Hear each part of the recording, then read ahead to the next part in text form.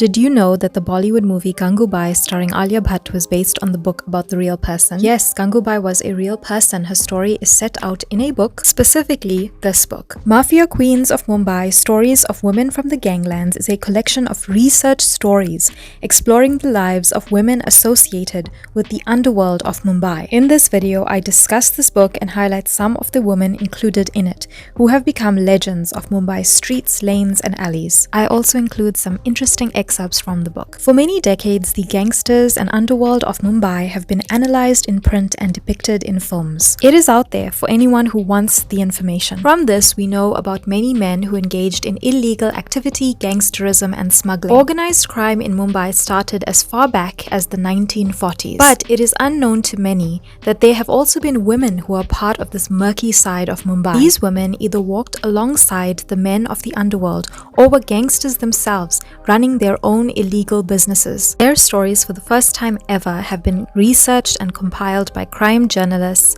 S. Hussain Zaidi and Jane Borges. From female assassins to gangsters' girlfriends, godmothers, and drug baronesses, this book reveals a part of Mumbai's underworld unlike any other. These complex women are probably the most gripping protagonists. But how did these women navigate this world? The book contains a collection of 13 stories in total. The authors are acclaimed researchers and veteran journalists, making this book a valuable piece of reporting as well. The women described in the book are not romanticized, as the writers clearly set out in the introduction. They only took literary liberties where absolutely necessary, but the authenticity of the incidents remain intact. Essentially, the intention of the book is to understand the mind, actions, and the world of women criminals, not to glorify them. Mafia queens make interesting subjects. They, by purely existing, push the boundaries of any moral code that may exist for women. Packed with fascinating details, surprising interviews, and photographs to support the stories, this book is a must-read. Let's discuss some of the mafia queens that made an impression on me. First being possibly the most well-known mafia queen from this book due to the recent Bollywood film by Sanjay Leela Bhansali, Gangubai Kathiawadi.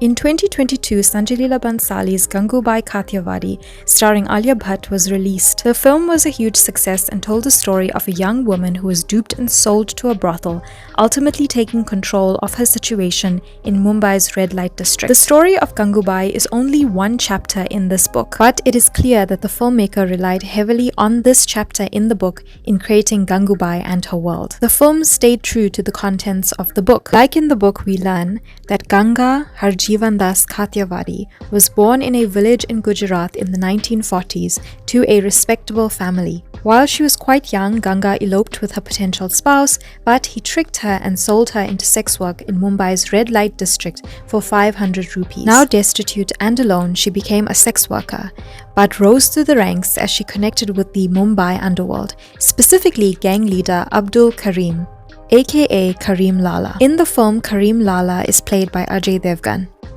A note on Gangubai's name. According to the book, Ganga Harjivan Kathiawadi became Gangu while she was a sex worker.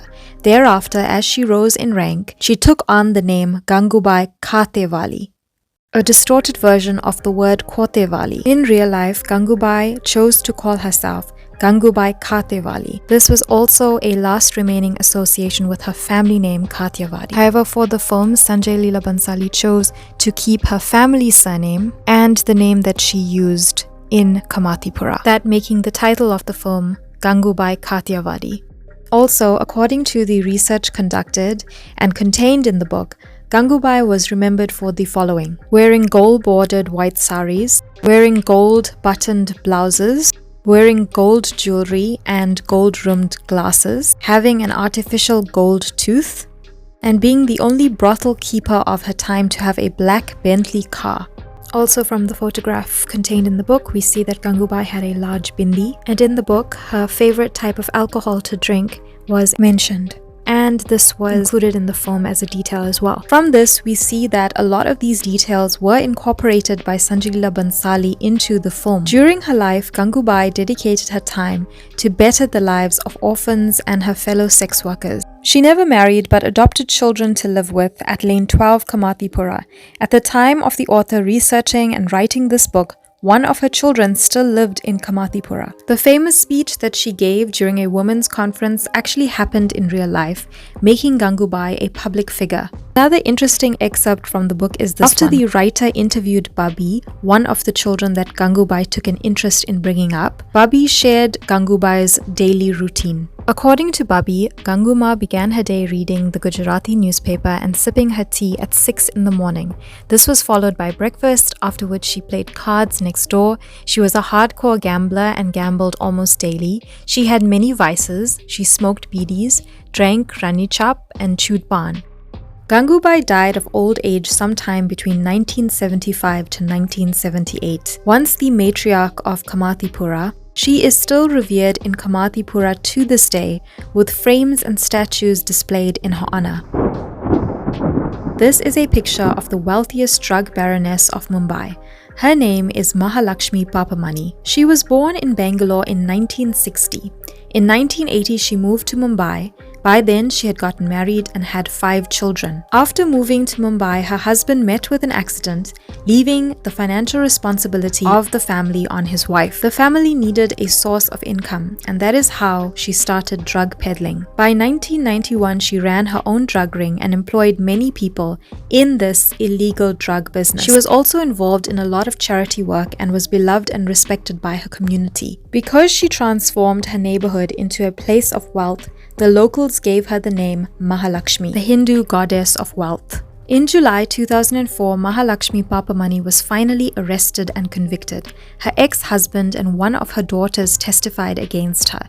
She was released 2 years after her arrest. In the book, the author actually meets Mahalaxmi Papamani herself, and their encounter is absolutely fascinating. She is reportedly alive and living in Mumbai to this day. Am I the only one who didn't know the story of this 90s Bollywood actress and her relationship with one of Mumbai's most feared gangsters? Her name is Monica Bedi, and her boyfriend was the gangster Abu Salim. He masterminded some of Mumbai's most gruesome murders in Mumbai's crime history. Monica was this mobster's mistress. Monica Bedi was an up-and-coming actress in the 90s. She had no film background and struggled for years to break out into the Hindi film industry. According to the book, she was contacted by a mysterious businessman who wanted her to perform in a show. This was when their love affair started. This businessman told Monica that he had many contacts in the Bollywood industry, and seemingly Monica started receiving more good roles after meeting this businessman. But she soon discovered that the man that she fell in love with was actually married and a notorious gangster. The book fully sets out Monica and Abu Salim's story, in which they become fugitives, leaving India and going into hiding. In 2002, the couple were arrested in Portugal.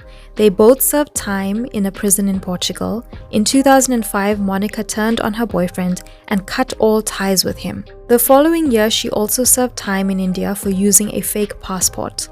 Ultimately, she was absolved of her charges and released. Her gangster ex-lover, however, is still in prison to this day. This real-life story played out in the newspapers, police records, and in media generally at the time. The information is contained in this book and online. It had betrayal, crime, romance, and passion, reading more like a Bollywood film rather than real life. Did you know that during the early 2000s, bar dancers of Mumbai were just as popular as Bollywood actresses? This is a picture of Mumbai's most famous bar girl, Tarrannum Khan, but she allegedly made millions by running an illegal international cricket betting operation. In the book, we discover that her dance of choice was the song Kajirare. Tarrannum was the high-profiled pin-up girl of Mumbai's Deepa bar and restaurant. In 2005, her home was raided due to tax-related investigations and ties with cricket bookies. At this time, she was constantly in the headlines of national newspapers. At her home, police found cash and details of property investments that were disproportionate to her source of income. They also found that she did not file her tax returns. Tarrannum denied any connection with the Underworld, but did admit that her involvement in cricket betting went back only 6 months. The book includes highlights from an interview that she did at the time. In the same year, she was arrested and spent 2 months in a women's jail before being released. At the time of the book being published, it seems that her whereabouts were unknown. The woman in this picture was a beautician who went on to become the girlfriend of a major underworld don in Mumbai. Her name is Rubina Siraj. Her story is remarkable. She impressed a local gangster. He then asked her to assist the gang in Mumbai, and she accepted. She carried out various tasks, including coordinating with lawyers for the gang, handling the financial affairs of the gang, and assisting gang members who were in prison. Rubina was ambitious, she was fluent in English, and she was tech-savvy. From the book, we also discover that she wanted to propel herself into the world of politics via the underworld. But Rubina was ultimately arrested, convicted, and sentenced to 5 years in prison for conspiracy charges. It was reported that her arrogance only increased in prison, and she assaulted prison inmates. Currently, she is a free woman and her whereabouts are unknown. This Indian woman persuaded her husband to join the world of crime in Mumbai and was allegedly murdered by him. Her name was Neeta Naik, and this is a rare picture of her. Neeta was very ambitious and loved her husband deeply, but the couple loved and lived dangerously. In the 90s, Neeta and her husband became major underworld players. Then Neeta decided to join politics. Her husband was not pleased with her decision. She began to live a double life as a politician and a gangster's wife. Her gangster husband, Ashwin, was on the run when the media reported that Neeta allegedly had an extramarital affair with her bodyguard. Allegedly enraged by this information, he ordered that Neeta be killed. On the 13th of November 2000, Neeta was brutally gunned down outside the entrance of her home. She died a day later. Her husband, the man who she encouraged and supported in the world of crime, allegedly ordered the hit from prison. In January 2009, a court acquitted Ashwin of his wife's murder for lack of evidence. But at this point, the Ashwin-Neeta love story was finally and tragically shut. Before I discuss the final Mafia Queen in this video, be sure to like this video and subscribe to this channel for more interesting South Asian books, films, and aesthetics. And finally, this is a picture of the godmother of the Mumbai underworld. Her name was Jenabai Daaruwali. Born in the 1920s, she was married by the age of 14. After Indian independence, her husband moved to Pakistan, leaving her in India with their children. With no support or money, she became a smuggler of food grain. In the early 1960s, during Prohibition, she joined the bootlegging and liquor trade. She amassed wealth during this time. Jenabai never ran a gang, but had major influence over gangsters of the time. Most famously, gangsters like Karim Lala, Haji Mastan, and Dawood sought her advice and sometimes even her protection. She became a police informant, juggling the interests of the mafia and the police. She famously orchestrated a truce between mafia dons Dawood Ibrahim and Karim Lala, ending much bloodshed. In the book, the writers speak to Jenabai's eldest daughter, who still lives in Jenabai's home in Dongri. Her daughter described Jenabai as powerful, fearless, and abusive. Jenabai lived in Dongri until her death in 1993. Jenabai used her cunning and wit to successfully navigate the Mumbai underworld. There are many more mafia queens highlighted in this book. Some are dead, some are still alive, and through the pages of this book, we are actually able to meet some of them as the writers attempt interviews with them. What is fascinating about these mafia queens is that they did not necessarily have brute force in order to ensure their influence or survival in this world. Many had to rely on their wit and cunning. They were complex and dangerous, but through this book, we also see that many of them were victims of their circumstances. Let me know in the comments whether you will be picking up this fascinating book to read, Mafia Queens of Mumbai, and who is the most interesting mafia queen to you from this video.